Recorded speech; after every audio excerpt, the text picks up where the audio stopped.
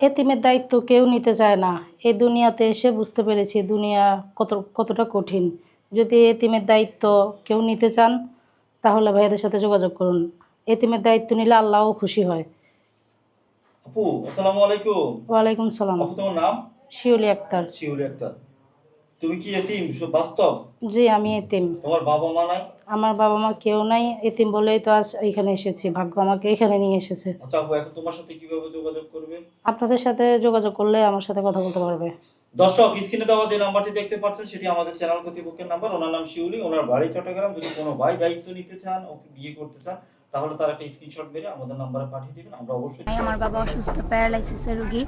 তো যৌতুকের জন্য আমার বিয়ে হচ্ছে না। যে ভাই যৌতুক ছাড়া বিয়ে করবেন সেই ভাইয়ের কাছে বিয়ে বসতে আমি রাজি আছি। বয়স যেমনই হোক না কেন, তাতে আমার আপত্তি নেই। আপু আপনার নাম কি? লতা। বর্তমান বয়স কত? 21 বছর। আপনি একটু আগে বললেন যে মানুষটা আপনার দায়িত্ব নেবে তার বয়সটা যেমনই হোক আপনার কোনো সমস্যা নাই। আপনার কি এর আগে বিয়ে শাদী হয়েছিল? জি না।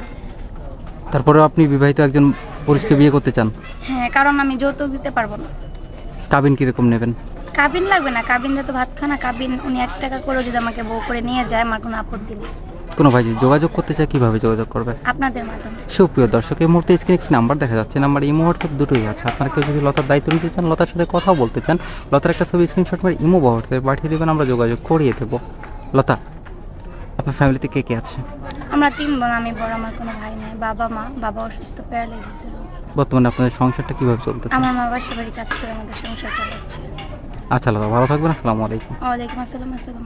আজকে আমার বাবা নেও, এটা যদি জেনে আর আমি যৌতুকের টাকা দিতে পারবো না, আমি গরিব অসহায় দারিদ্র ফ্যামিলির একটা মেয়ে, এটা সবকিছু জেনেও যদি কেউ আমাকে মেনে নেয় তার সাথে বিয়ে বসতে আমি রাজি আছি। আমি যৌতুকের টাকা দিতে পারবো না, যৌতুকের টাকা দেওয়ার মতো আমার কোনো সামর্থ্য নাই। ফ্যামিলিতে আমার বাবা নাই, ভাই নাই, আমরা 4টা বোন। আমার নাম শিলা। আমার মা আছে অসুস্থ, বিছানায় পড়ে আছে।